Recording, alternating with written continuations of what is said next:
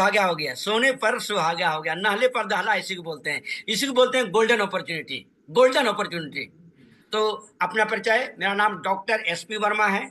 Doctor मतलब हम network marketing में पीएचडी किए हैं, इसीलिए नाम के आगे डॉक्टर लगाते हैं। मेरा नाम डॉक्टर एसपी वर्मा है और हम स्टेट बैंक ऑफ इंडिया में 28 साल सर्विस किए हैं। उत्तर प्रदेश में स्टेट बैंक ऑफ इंडिया की 5 बड़ी बड़ी ब्रांच में ब्रांच मैनेजर और चीफ मैनेजर रहे हैं। छोटी ब्रांच में नहीं, स्टेट बैंक ऑफ इंडिया की 5 बड़ी बड़ी ब्रांच में ब्रांच मैनेजर चीफ मैनेजर थे। इसके अलावा पूरे बिहार, पूरे झारखंड और पूरे यूपी, 3 राज्यों में हम स्टेट बैंक ऑफ इंडिया की ब्रांच में ऑडिट किया करते थे, ऑडिटर रहे हैं। ब्रांच मैनेजर और चीफ मैनेजर से बड़ा पोस्ट ऑडिटर का होता है। हम 8 सालों में तकरीबन 350 branch, state Bank of India के 350 ब्रांच को मैंने अकेले ऑडिट किया है, अकेले। बैंक से जो हमारी सैलरी, टीएडीए, हाइटिंग, पर्स, महीने का 2.5 लाख रुपया। इतना बड़ा बैंक, इतना बड़ा पोस्ट, इतना बड़ा रुतबा, इतनी बड़ी फैसिलिटी, फिर भी आरसीएम क्यों कर रहे हैं? क्योंकि आरसीएम का विजन क्या है, आरसीएम का मिशन क्या है, आरसीएम का फ्यूचर स्कोप क्या है, दिखलाई पड़ गया था। और हम बार बार बोलते हैं, जिस भी शख्स को आरसीएम का विजन क्या है, आरसीएम का मिशन क्या है, आरसीएम का फ्यूचर स्कोप क्या है, जिसको दिखलाई पड़ जाएगा, वो मरते दम तक आरसीएम करेगा। उनकी आने वाली पीढ़ियां भी करेंगी आरसीएम। लेकिन जिनको नहीं दिखलाई पड़ेगा, कुछ लोग 3 दिन में आरसीएम छोड़ देते हैं, कुछ लोग 3 महीने में आरसीएम छोड़ देते हैं, और 90% लोग 1 साल में आरसीएम छोड़ देते हैं। 90% लोग क्यों छोड़ते हैं? क्योंकि उनका विजन क्लियर नहीं है। और विजन क्लियर करने के लिए एक बड़ा प्रोग्राम, एक बड़ा इवेंट देखना बहुत जरूरी है। सुनने से काम नहीं चलेगा, देखना जरूरी है। जब कोई भी चीज को सुनते हैं तो विश्वास लेवल केवल 10% होता है, लेकिन जब कोई भी चीज को अपनी आंखों से देखते हैं तो विश्वास लेवल 100% बढ़ता है। और अगर विश्वास 100% हो जाए तो कामयाबी पक्की है। हम अपनी बात बता रहे हैं।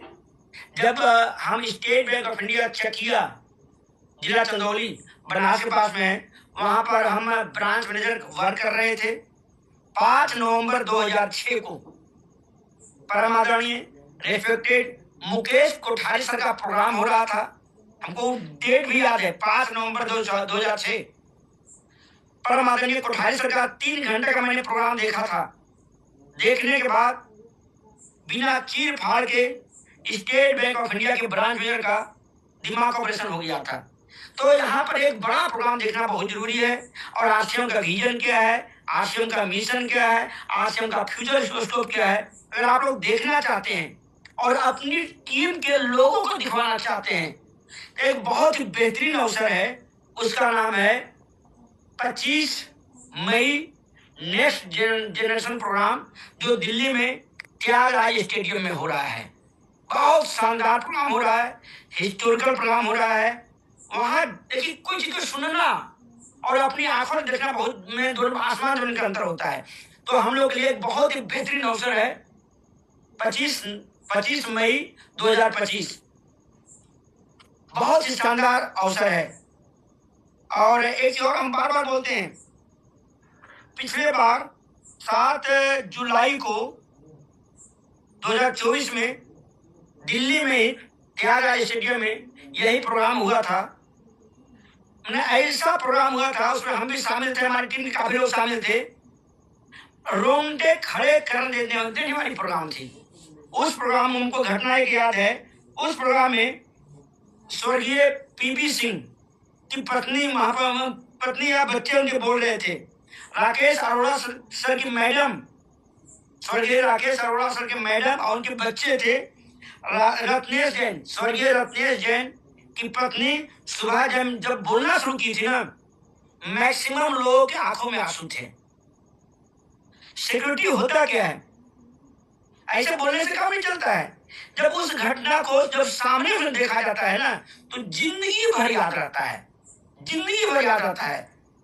तो अपनी आंखों से देखने के बाद रिजल्ट बहुत बड़ा मिलता है। और इस जिंदगी में जिसने भी गोल्डन अवसर को जकड़ के पकड़ लिया, उस शून्य से शिखर पर जाएगा, गरीब पुरुष से अमीर पुरुष जाता है, जीरो से हीरो बनता है। और इस दुनिया में ये जो मानव जिंदगी मिला है, इस मानव जिंदगी में जिसने भी गोल्डन अवसर को पकड़ा है वो बहुत आगे गया है। तो 25 मई 2025 आप लोग के लिए एक गोल्डन अवसर है, एक सुनहरा अवसर है, एक बहुत ही बेहतरीन अवसर है। उसको पकड़ना जरूरी है, पकड़ना बहुत जरूरी है, लेकिन अकेले जाने से कोई फायदा नहीं होगा। उस प्रोग्राम में अपने टीम के साथ जाना जरूरी है। उसके लिए एक गोल होना चाहिए।